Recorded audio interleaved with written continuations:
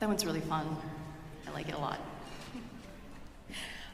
I hope you've had a chance to read the story about Eric Whitacre's sleep that's in the program notes, but if you haven't, maybe don't read it right now. Save it for after you listen, because you definitely want to sit back and just let the sounds of this wonderful piece just wash over you.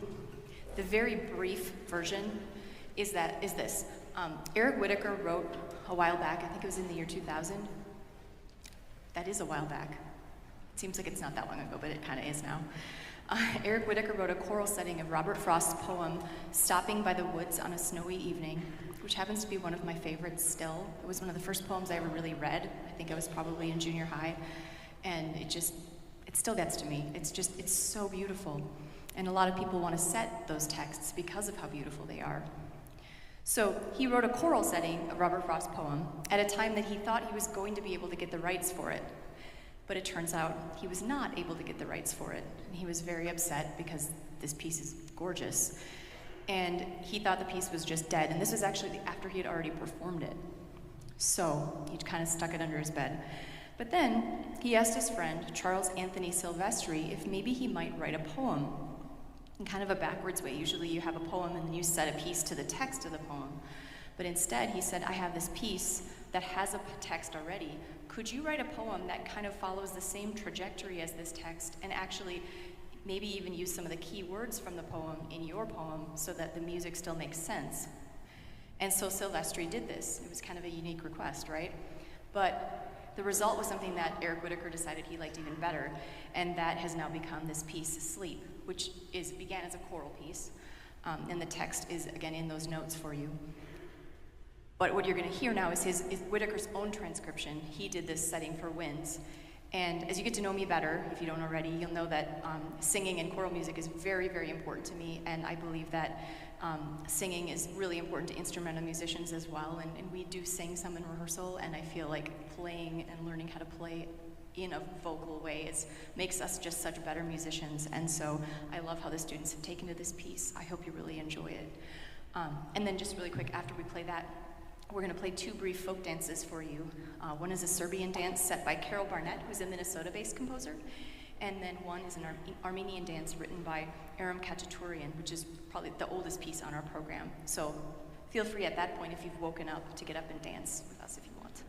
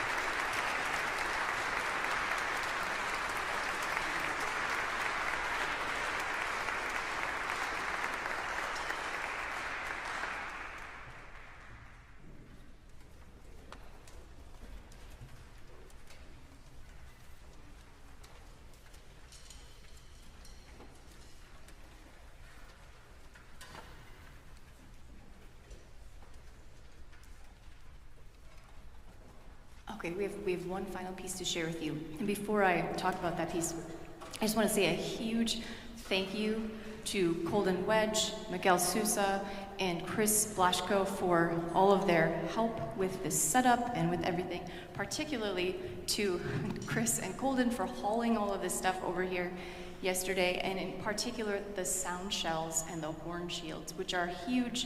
They're a huge undertaking to bring over here. They don't always make it over here, and without those things, we could not play this next piece because we couldn't hear the rhythm section and the piece would fall apart. The difference between when we tried to play it a couple weeks ago in here and when we tried to play it last night is like night and day. So again, thank you to those people. It's highly likely that all of us in this space are, how is this comfortable? It's highly likely that all of us in this space are at some point in our history descended from immigrants. Everyone's immigrant story is different. Some are recent, some are long in the past. Some are well known, some are shrouded in mystery and family legend. Some are peaceful, some are painful. A hard truth, though, is that for many people, immigration is a terrifying necessity and one that may not succeed. Michelle Fernandez is the child of Cuban parents who fled oppression, and while their escape was not by sea, many friends and family members' journeys were. Throughout her life, she heard stories of near losses and rafts washing ashore empty. Fernandez says about this piece is in no way intended as a contemporary statement, rather as an empathetic look at humanity's struggles to protect innocent families throughout history, and a tribute to my own ancestors' courage. Many of us are descendants of immigrants at some point in our deep histories, regardless of era or origin. During my 30 years as a public school teacher in Miami, I had countless precious students who suffered trauma from the dangers of their immigrant journey. And so this original composition honors displaced souls from all eras and walks of life, irrespective of hemisphere, who have fled homes to anywhere in search of safety for themselves and their children. This piece is in 3 sections. The first section depicts a treacherous journey, and at the end, you're supposed to imagine someone falling off a raft and disappearing into the water, while others on the raft are reaching out to them through the darkness and the rain. The second is a flashback to home and to peace. And the third is the decision to flee, the journey, the pursuit, and, in the composer's words, the will of the human spirit to survive and carry on, to thrive and contribute, now in their new home, in honor of their lost loved ones' memories and courage. This is Of Endless Miles and Empty Rafts by Michelle Fernandez.